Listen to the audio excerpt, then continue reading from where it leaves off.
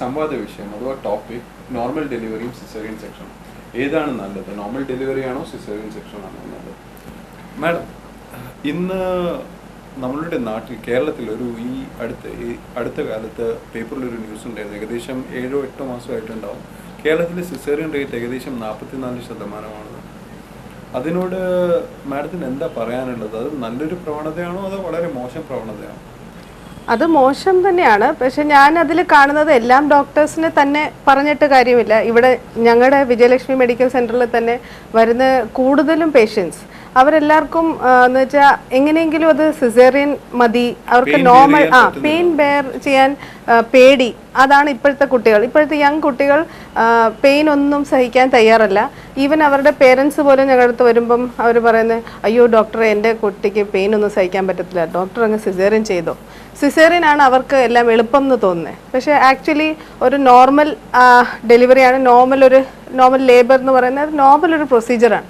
അത് നമുക്ക് കുറച്ച് പെയിൻ സഹിച്ചാണെങ്കിലും അതാണ് അമ്മ ആകാനുള്ള ഏറ്റവും നല്ല രീതി.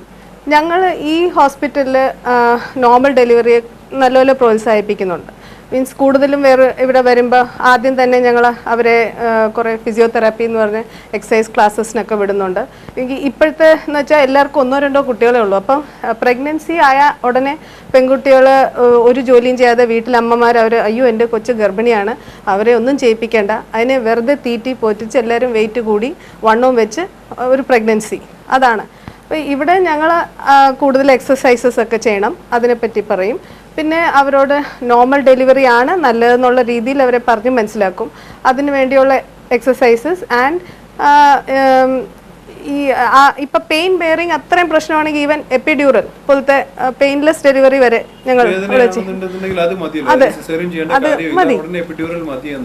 അപ്പം അതെല്ലാം ഞങ്ങളിപ്പം പറഞ്ഞ് മനസ്സിലാക്കി കൊടുക്കുന്നുണ്ട്. കുട്ടികൾ ഇപ്പം അത് വന്ന് പേഷ്യൻസ് കുറേയൊക്കെ അക്സെപ്റ്റ് ആയിട്ടുണ്ട്. പക്ഷേ എന്നാലും 50% കൂടുതൽ ആൾക്കാരെല്ലാവരും ഇപ്പോഴും വരുന്നത് ഡോക്ടറെ ഡേറ്റ് ആകാറായി, എൻ്റെ മോള് പ്രസവിക്കും തോന്നുന്നില്ല, ഡോക്ടർ സിസേറിയൻ ചെയ്തുതരാം, അങ്ങനെയാണ് കൂടുതലും.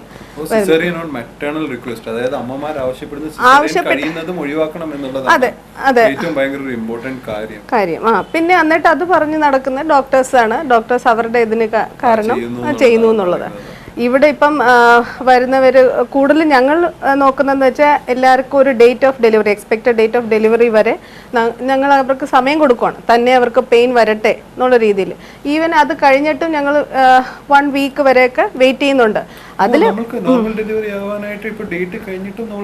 വെയിറ്റ് ചെയ്യാം, പ്രൊവൈഡഡ് നമ്മൾക്ക് അത് ബേബിയുടെ നോർമൽ ആണെന്നുള്ളത് അറിഞ്ഞുകൊണ്ട് അതിന്റെ ഇടയ്ക്ക് 1 വീക്ക് വരെയൊക്കെ നമുക്ക് നോക്കാം. പ്രൊവൈഡഡ് അത് എപ്പോഴും വന്ന് കുട്ടിയുടെ അനക്കത്തിന്റെ ഒരു ഗ്രാഫ് NST എന്ന് പറയും, അതൊക്കെ ചെയ്ത് നോക്കിയാൽ ബേബിക്ക് വേറെ കുഴപ്പമൊന്നും ഇല്ല എന്നറിയുവാണെങ്കിൽ നമുക്കത് തീർച്ചയായിട്ടും അതിന് സ്വന്തം പെയിൻ വരുന്നവരെ വെയിറ്റ് ചെയ്യാം.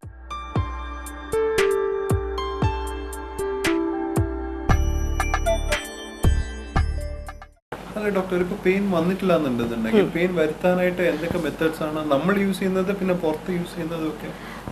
പെയിൻ ഞങ്ങൾ ഇവിടെ യൂസ് ചെയ്യുന്നത് മീൻസ് പെയിൻ ഇൻഡ്യൂസ് ചെയ്യാൻ വേണ്ടി ഒരു ജെല്ല് വെച്ചിട്ടാണ് ആദ്യം അവർ അത് സെർവൈക്കൽ റൈപ്പണിംഗ് എന്ന് പറയും, അത് ചെയ്യാൻ വേണ്ടി ആദ്യം ഞങ്ങളത് വെക്കും. അത് കഴിഞ്ഞിട്ട് ഒരു 6 hours ജെല്ലാണ് ഞങ്ങൾ യൂസ് ചെയ്യുന്നത് ഇവിടെ. അപ്പം അത് എല്ലാ 6 മണിക്കൂർ വെച്ച് ഞങ്ങളതിനെ റീഅസസ് ചെയ്യും. പിന്നെ അതിന് വെക്കേണ്ട ആവശ്യമുണ്ടോ ഇല്ലെന്ന് നോക്കും. അതനുസരിച്ച് ഓരോരോ സ്റ്റേജ് അനുസരിച്ചാണ് ഞങ്ങൾ പ്രോഗ്രസ് പോകുന്നത്. പിന്നെ ഇവിടെ വരുന്നവരെ ഞങ്ങൾ ഒരു 38 ആഴ്ചയൊക്കെ ആകുമ്പോഴത്തേക്ക് അവരുടെ ഒരു ടേം സ്കാൻ കഴിഞ്ഞ് കഴിയുമ്പോൾ നമുക്ക് ഏകദേശം അവരുടെ ബേബിനെ പറ്റിയുള്ള വെയിറ്റും ബേബിയുടെ പ്ലസൻ്റൽ ലൊക്കേഷനും ലൈക്കറും ബേബി പിന്നെ അതുവരെ ചെക്ക് ചെയ്തപ്പം മീൻസ് അവരുടെ ഷുഗർ ലെവൽ അല്ലെ പ്രഷർ ഇതെല്ലാം നോർമൽ ആണെന്നുണ്ടെങ്കിൽ നമുക്ക് വെയിറ്റ് വരെ നമുക്ക് പോകാം. ഇപ്പോൾ അതൊരു ഡയബറ്റിക് പേഷ്യൻ്റ് ആണെന്നുണ്ടെങ്കിൽ ഞങ്ങൾ അവർ ഒരു 39 ആഴ്ച ആകുമ്പോഴത്തേക്ക് അവരെ നമ്മൾ ഇൻഡ്യൂസ് ചെയ്യാൻ തുടങ്ങും. അപ്പം ഈ ഇൻഡക്ഷൻ എന്താണ് ഇതിനെ പറ്റിയൊക്കെ ഞങ്ങൾ ആദ്യം ഒന്ന് പറഞ്ഞ് മനസ്സിലാക്കും. പല പേഷ്യൻസിനും ഇൻഡക്ഷൻ എന്താന്ന് പോലും അറിയത്തില്ല. അവരോട് ഞങ്ങൾ മരുന്ന് വെക്കുന്ന കാര്യം, ഡോക്ടർ ഇത് ഞങ്ങൾ വിചാരിച്ച് വായിക്കൂടെ വെച്ച് തരുന്ന ഗുളിയായിരിക്കും, അല്ലെ ഡ്രിപ്പ് കയറ്റും, ഇങ്ങനെയല്ലേ പൊതുവെ ആൾക്കാരൊക്കെ പറയുന്നുണ്ടല്ലോ ഡോക്ടർ. ചിലത് ഇങ്ങനെ ഇപ്പൊ പെയിൻ വരാത്ത സമയത്ത് ചിലർ പറയുന്നുണ്ടല്ലോ നമ്മള് മൂത്രം ഒഴിക്കാനുള്ള പോളീസ് കത്തീഡ്രൽ അതിടലുണ്ട്, ചിലർ ഡ്രിപ്പ് സ്റ്റാർട്ട് ചെയ്യലുണ്ട്. അതൊക്കെ ഏതൊക്കെ കണ്ടീഷനിലാണ് നമ്മൾ യൂസ് ചെയ്യുക? സാധാരണ ഞങ്ങൾ അത് സേഫസ്റ്റ് ജെല്ലാണ്, അതാണ് ഞങ്ങൾ ചെയ്യുന്നത്. പക്ഷെ ഞങ്ങൾ മീൻസ് നമ്മളത് ഈ കത്തീറ്റർ ചെയ്യുന്നതും പിന്നെ ഡ്രിപ്പ് ഇട്ട് വേദന കൂട്ടാനുള്ളതും ഓരോരോ സ്റ്റേജസിൽ വേണമെങ്കിൽ ചെയ്യാം. പക്ഷേ ഉണ്ടെന്നുണ്ടെങ്കിൽ നമ്മൾ ഡ്രിപ്പ് ഇട്ട് മതി, അത് മതി. ഇവിടെ വരുന്ന പേഷ്യൻസ് ഞങ്ങൾ ഒരു ട്രയൽ ഓഫ് ലേബർ എല്ലാവർക്കും സാധാരണ പെൽവിസ് അവരുടെ അഡിക്വേറ്റ്, പെൽവിസ് എന്ന് വെച്ചാൽ അവരുടെ എല്ലിൽ ഞങ്ങൾ ആ PV പെർ വെജൈനൽ എക്സാമിനേഷൻ ചെയ്യുമ്പോൾ ഞങ്ങൾക്ക് ഏകദേശം ഒരു മനസ്സിലാക്കാൻ പറ്റും. മീൻസ് അവരുടെ ഈ സ്പേസിൽ കൂടെ കുട്ടിക്ക് വരാൻ പറ്റുമോ ഇല്ലയോ, ഞങ്ങൾക്കൊരു ഉദ്ദേശം കാണും. അപ്പോൾ അതനുസരിച്ച് ഞങ്ങൾ അവരെയൊക്കെ വെക്കാറുണ്ട്. പിന്നെ പക്ഷെ ഇതിലും ഞങ്ങൾ അത് ട്രയൽ ഓഫ് ലേബർ കുറച്ച് സമയം വരെ കൊടുത്തു കഴിയുമ്പോഴും ചിലപ്പോൾ അത് പ്രോഗ്രസ് ചെയ്യത്തില്ല, പിന്നെ അത് ചിലപ്പോൾ സിസേറിയനിലോട്ട് പോകും. അങ്ങനെയുള്ള കേസസ് ഞങ്ങൾ ഇവിടെ കൂടുതലും ചെയ്യാറുണ്ട്. ആ സമയത്ത് പേഷ്യൻസ് പ്രശ്നം, കാരണം നോർമലിന്റെ വേദനയും സഹിക്കേണ്ടി വന്നു, വീണ്ടും സിസേറിയന് പോകേണ്ടി വന്നു. അതിനെ പറ്റി ഡോക്ടർക്ക് എന്താ പറയാനുള്ളത്? അത് വെറുതെ കൊണ്ടുപോയി സിസേറിയൻ ചെയ്തേക്കാളും നല്ലത് ഇതാണ്. പക്ഷെ ഈ ഡോക്ടർ ഇപ്പൊ പറഞ്ഞ പോലെ പ്രശ്നങ്ങൾ വരാറുണ്ട്. അതിലും ഈ പേഷ്യൻസോ പേഷ്യന്റ് ബൈസ്റ്റാൻഡോ ഞങ്ങളുടെ അടുത്ത് പറയാറുണ്ട്, ഡോക്ടർ ചുമ്മാ എൻ്റെ മോളെ ഇത്രയും നേരം വരെ വേദന കൂട്ടി, ഞങ്ങൾ അപ്പോഴേ പറഞ്ഞല്ലേ സിസേറിയൻ ചെയ്തൂടെ. പക്ഷെ ചുമ്മാ ഒരു സിസേറിയൻ ചെയ്യുന്ന അല്ലല്ലോ, ഇതൊരു നോർമൽ ആയിട്ടുള്ള പ്രൊസീജിയർ. അതൊരു ഫീമെയിലിന് ചെയ്യാൻ പറ്റിയെങ്കിൽ അതല്ലേ നല്ലത്. എന്തിനാ അതിനെ ഡയറക്ട്ലി ഒരു സിസേറിയനിലോട്ട് പോകുന്നത്?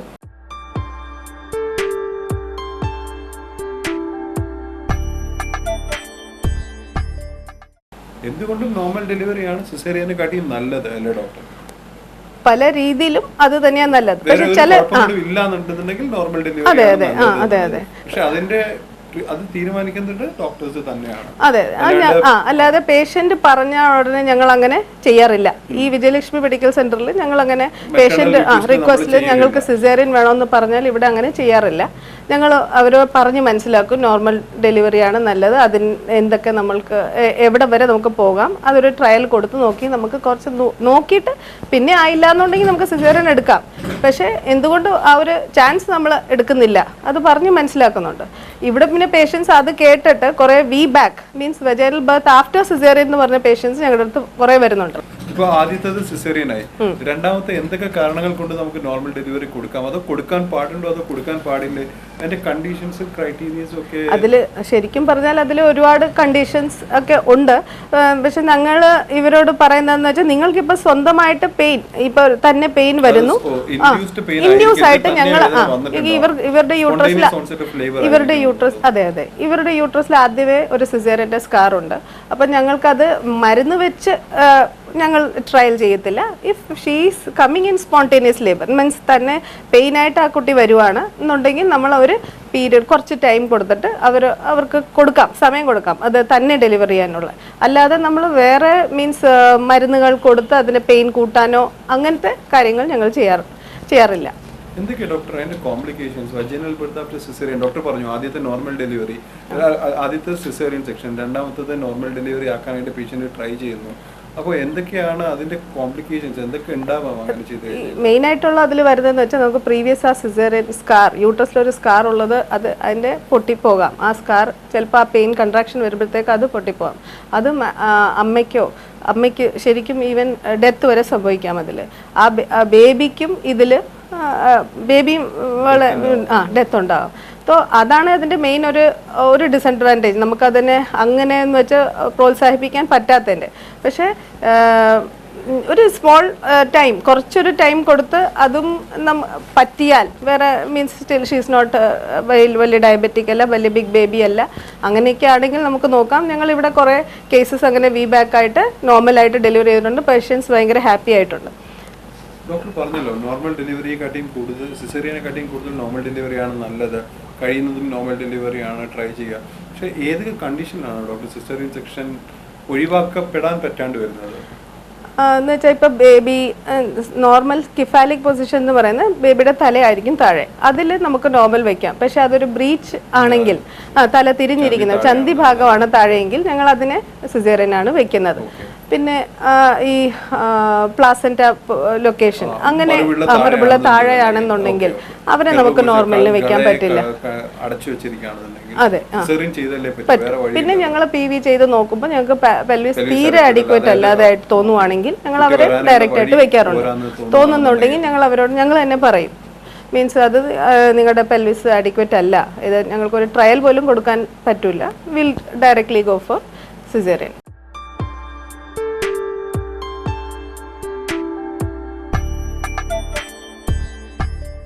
കുട്ടിയുടെ വെയിറ്റും ഇതുമായിട്ട് എന്തെങ്കിലും ബന്ധമുണ്ടോ സിസേറിയനും നോർമൽ ഡെലിവറിയുമായിട്ട്? കാരണം ഇവിടെ 450 ഗ്രാമുള്ള കുട്ടിയൊക്കെ നോർമൽ ഡെലിവറി ആയിട്ട് അതും പൊക്കം കുറവാണ്. ഈ അമ്മയുടെ പൊക്കവും കുട്ടിയുടെ വെയിറ്റും അതെന്തെങ്കിലും ബന്ധമുണ്ടോ ഈ സിസേറിയൻ സെക്ഷനിൽ? കുറേയൊക്കെ ഞങ്ങൾ അത് നോക്കാറുണ്ട്. പക്ഷെ ചില കേസസ് ഞങ്ങൾ നോക്കുമ്പോൾ അമ്മയുടെ ഹൈറ്റ് കുറവാണെങ്കിൽ പോലും പെൽവിസ് നല്ല അഡിക്വേറ്റ് ആണെങ്കിൽ ബേബിയൊക്കെ സുഖമായിട്ട് പ്രസവിച്ചു വരും.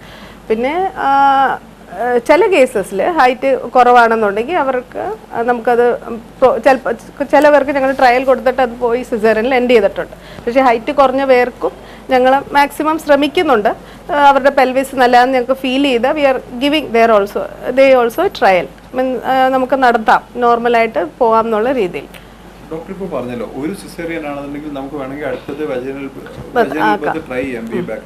2 സിസേറിയൻ മുമ്പ് ചെയ്തിട്ടുണ്ടെന്നുണ്ടെങ്കിൽ മൂന്നാമതൊരു നോർമൽ ഡെലിവറി ആയിരിക്കും നമ്മൾ ട്രയൽ കൊടുക്കലുണ്ടോ? 2 ട്രയൽ കൊടുക്കൂല. അതിലും ഞങ്ങൾ ഒരു കേസ് ഞങ്ങൾക്ക് ഇങ്ങനെ അത് 2 സിസേറിയൻ കഴിഞ്ഞിട്ട് ഒരെണ്ണം വന്നിട്ടുണ്ട്. അത് ഞങ്ങൾ കൊടുക്കാം എന്നാണ് ഞങ്ങൾ. പക്ഷെ റിസ്കി ആണ് എല്ലാം, മീൻസ് നമ്മൾ ബ്ലഡ് ഒക്കെ അറേഞ്ച് ചെയ്ത് എല്ലാം റെഡി ആയി ഇരുന്നിട്ടാണ് അവർക്കൊരു ഷോർട്ട് ട്രയൽ പോലെ കൊടുക്കുകയുള്ളൂ.